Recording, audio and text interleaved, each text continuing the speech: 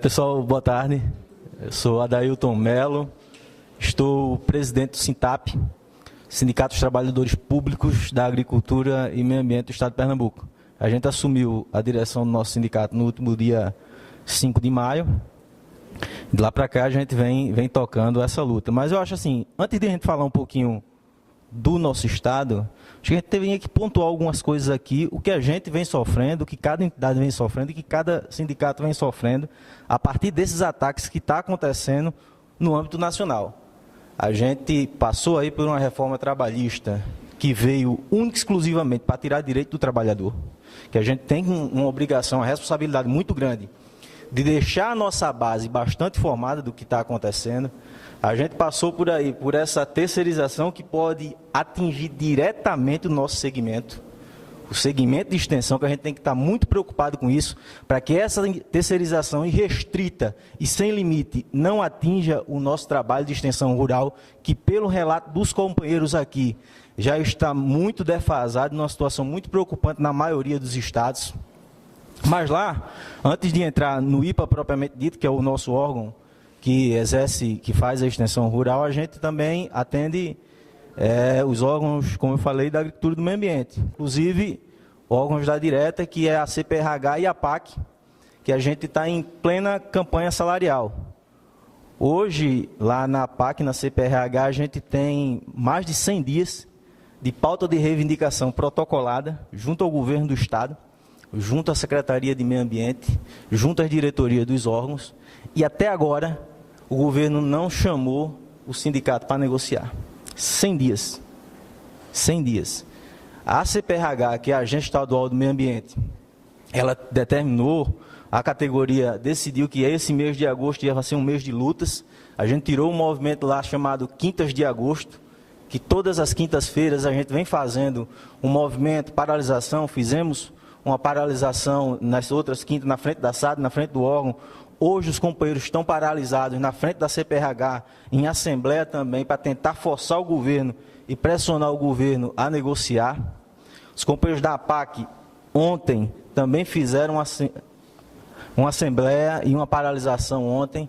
E assim, isso mostra claramente a forma que o governo vem tratando o servidor. Porque uma coisa é você dizer, não pode, não dá aqui, a gente não avança, nesse ponto da pauta a gente não vai conseguir avançar, a gente espera quando tiver uma questão fiscal melhor no Estado, mas outra coisa é não sentar e não negociar e não falar nada, não dialogar, desrespeitar completamente a decisão e a pauta que foi criada, construída pelos trabalhadores. Esse é o grande problema, é a falta de diálogo. No nosso IPA, a gente tem algumas situações que é importante a gente colocar aqui também. Primeiro é o nosso plano de cargos.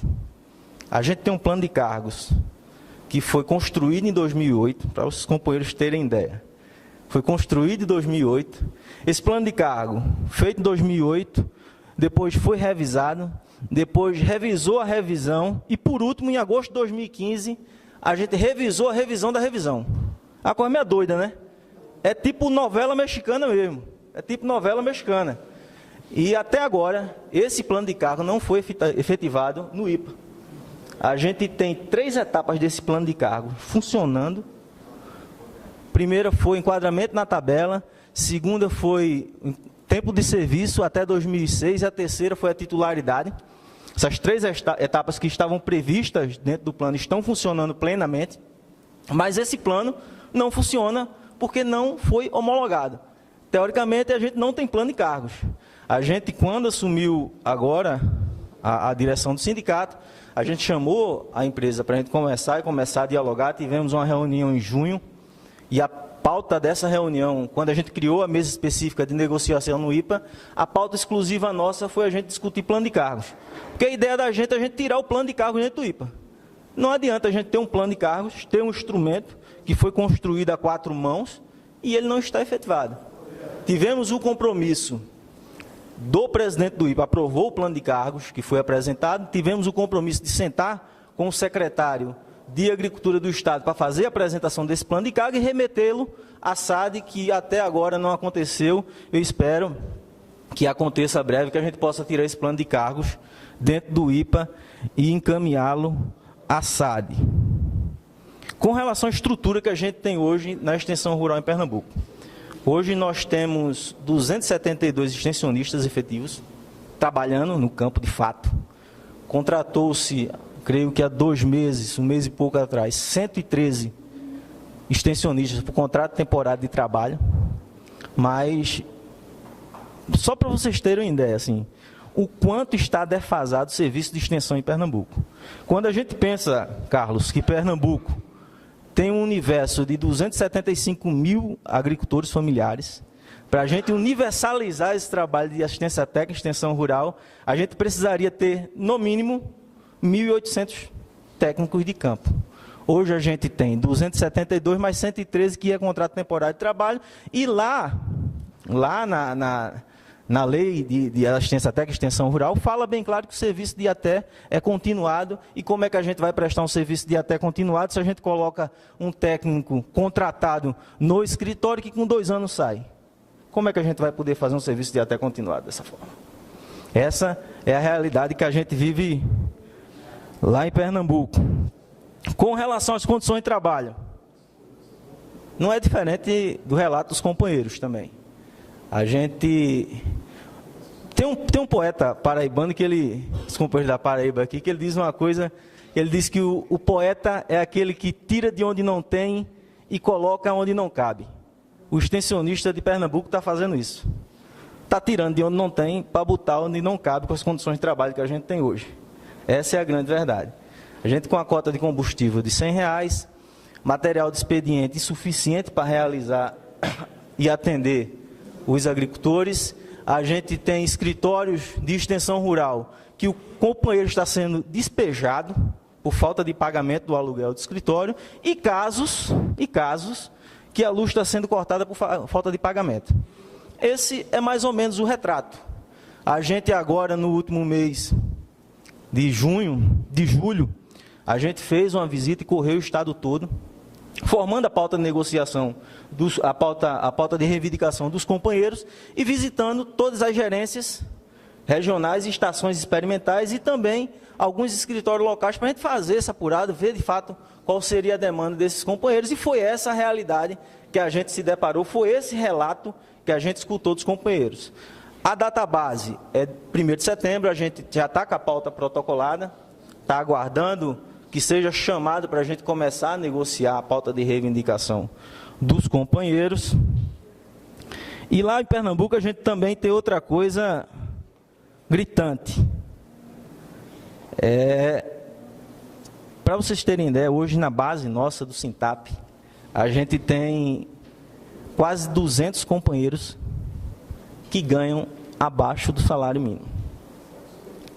Isso é vergonhoso. É vergonhoso. A gente está conseguindo ter uma relação, um diálogo com a presidência das empresas, mas eu disse que imagine, gente, vamos se colocar no lugar desse trabalhador. Você que tem 30 anos da sua vida dedicado a servir o estado de Pernambuco, quando chega no final do mês, que pega seu contra-cheque e vê que seu salário base é menos que o salário mínimo. A gente está falando do mínimo do mínimo. O mínimo é o mínimo de dignidade que você tem de viver, para viver. O mínimo, a gente está falando do mínimo. 30 anos, 20 anos de contribuição, de vida dedicada ao estado de Pernambuco, e você olhar assim, ó, eu estou ganhando menos que um salário mínimo. É no mínimo vergonhoso para um governo. É no mínimo vergonhoso. Hoje a gente tem 77 companheiros no IPA que ganham menos que um salário mínimo, e nós temos mais de 100 companheiros na PERPARTE que também ganham menos que um salário mínimo. E não é prerrogativa nossa. Não é só na base do Sintap, no estado de Pernambuco. Hoje, no estado inteiro, a gente tem mais de 3 mil. A gente tem mais de 3 mil trabalhadores que estão nessa situação. Com relação à questão salarial, a gente está indo para o 3º ano agora, sem reajuste salarial. Nós temos uma perca salarial de 22%, que foi a inflação. A gente perdeu o poder de compra. O trabalhador do IPA, o trabalhador da PERPARTE, também os outros trabalhadores da nossa base, da CPRH, da PAC, perdeu o seu poder de compra perdeu o seu poder de compra em mais de 22%. Isso quer dizer o seguinte, a gente está botando 22% a menos de comida na mesa das nossas famílias, diminuiu o nosso lazer em 22%, diminuiu a nossa qualidade de vida em 22%. Essa é a grande realidade que a gente vive hoje no estado de Pernambuco e sem um diálogo, que eu acho que esse é o ponto que a gente tem que frisar aqui, que para mim é o mais preocupante. Eu acho que quando a gente parte para a negociação, quando a gente parte para a conversa de fato, quando a gente é escutado, quando a gente escuta, a gente pode chegar a um denominador comum. Se a gente não fizer isso, se a gente não conversar, a gente não consegue resolver os problemas da extensão, não consegue resolver os problemas dos trabalhadores. É isso aí, companheirada. Obrigado.